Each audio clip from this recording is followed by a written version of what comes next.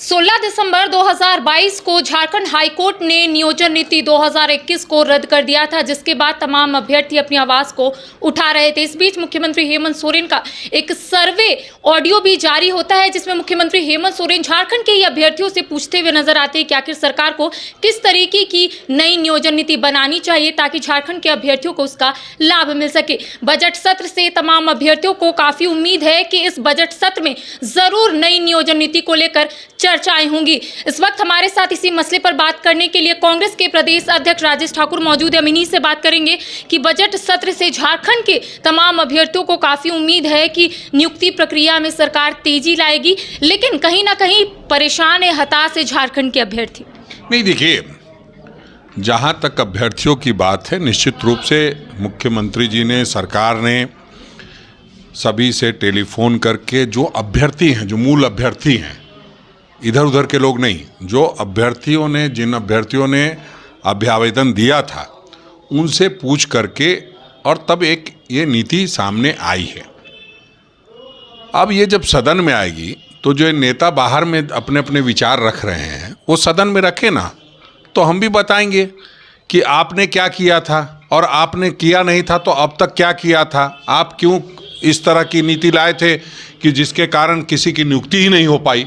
आज तक कोई नियुक्ति हुई हो भारतीय जनता पार्टी और डबल इंजन की सरकार में, तो उनको बताना चाहिए। हमें लगता है कि सिर्फ और सिर्फ राजनीति करने के लिए, छात्रों को बहकाने के लिए इस तरह की बात हो ठीक नहीं। सदन में आप बात रखिए ना, अगर कहीं कोई दिक्कत है तो निश्चित रूप से हम भी चाहते हैं कि यहाँ के जो लोग हैं उनको प्राथमिकता के आधार पर नौकरी मिले, लेकिन कानूनी बाध्यताएं भी कोई चीज़ होती है।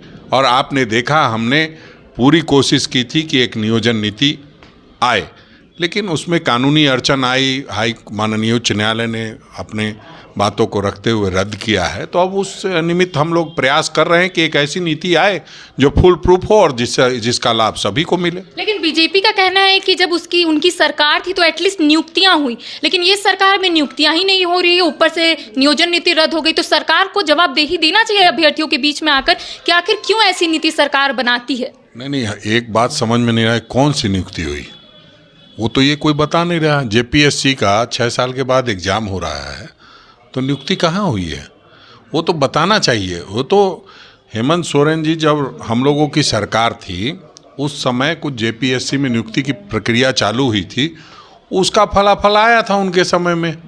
उसके बाद कौन सी नियुक्ति की है उन लोगों ने। तो सिर्फ और सिर्फ बतौलेबाजी करने से बात नहीं बनेगी। बात बनेगी जब सभी लोग सकारात्मक तरीके से कि अभ्यर्थियों को केंद्र बिंदु में रख करके सोचेंगे, कोई अपनी राजनीतिक बातें नहीं करेंगे, तभी जाकर के उसका लाभ मिल पाएगा छात्रों को। सिर्फ और सिर्फ कि हम राजनीति करें, इस पे कुछ छात्रों को बहकावे में लाएं, वो ठीक नहीं है। कितने बरसों तक रुका रहा पंचायत सचिव का जो रिजल्ट था, उसको हम लोगों ने कराने का काम किया।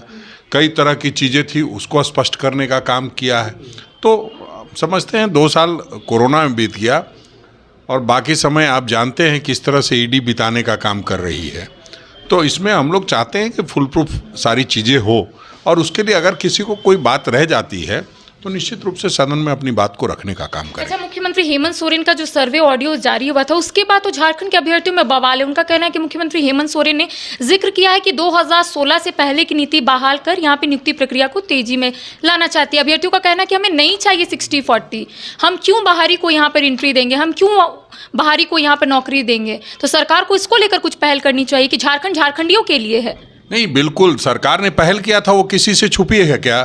जब हाई कोर्ट में कौन लोग जाते हैं, यही जो लोग राजनीति कर रहे हैं आज, उन्हीं के लोग जाते हैं हाई कोर्ट में। जरा उसके मूल में जाने की जरूरत है, और किस तरह से हमने जो नियोजन नीति लाई थी उसको रुकवाने का काम किया गया है। तो अब जो कानूनी विशेषज्ञों की राय होती है उस आधार पर फैसले लिए जाते हैं। हम भी चाहते हैं कि बिल्कुल 100% यहाँ के लोगों की नियुक्ति हो, लेकिन ये देखना होगा कि कानून और संविधान हमें कहाँ तक की इजाज़त देता है। सिर्फ और सिर्फ बात करना, अभ्यर्थियों को बहकाना, ये सिर्फ काम नहीं होना चाहिए।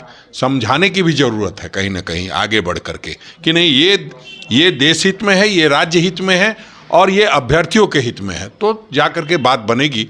हम निश्चित रूप से हम चाहते हैं कि सभी लोगों को जो अभ्यर्थी हैं उनकी बात को हम लोग संतुष्ट करते हुए और उनकी बातों का मान सम्मान रखते हुए निर्णय लेकिन कहीं इस चक्कर में अभ्यर्थियों की उम्र न निकल जाए उसका भी हमें ख्याल रखना है। ऐसे लगातार कुछ न कुछ बात सामने आती रहेगी।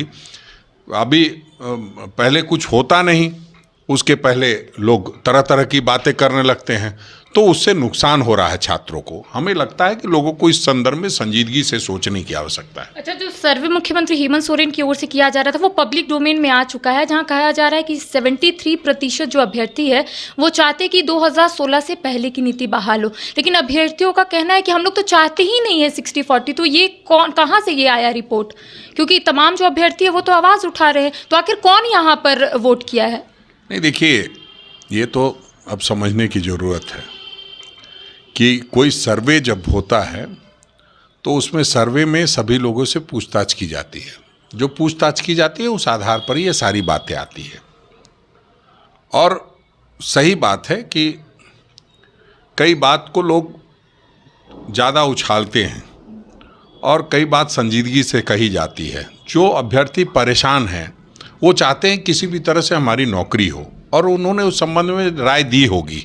ऐसा नहीं होता है कि कोई इस तरह से कोई इतनी बड़ी कवायद करके और उसको झुठला दे। क्या मुख्यमंत्री जी दूसरे प्रदेश से आते हैं? क्या मुख्यमंत्री जी आदिवासी नहीं हैं? क्या मुख्यमंत्री जी मूलवासी नहीं हैं? क्या मुख्यमंत्री जी नहीं चाहते कि यहाँ के लोगों का भला हो? और जो लोग बड़ी बड़ी बातें कर रहे हैं उनको पहले उनके अंदर झांकने की ज़रूरत है कि पिछले जो पहले नियोजन नीति थी उन्होंने किस तरह लाने का काम किया था, किन लोगों के लिए लाने का काम किया था। तो इन सारी चीज़ों पर सबसे बड़ी प्राथमिकता की बात यह है कि हमें नियुक्ति देनी है और उसके लिए हम आगे बढ़ के काम कर रहे हैं। ये ज़रूर है कि जैसे विपक्ष पहले सत्ता में रहते हुए नियुक्तियों को रोकने का काम किया, वैसे ही विपक्ष में रहते हुए नियुक्तियों को रोकने का काम कर रही है।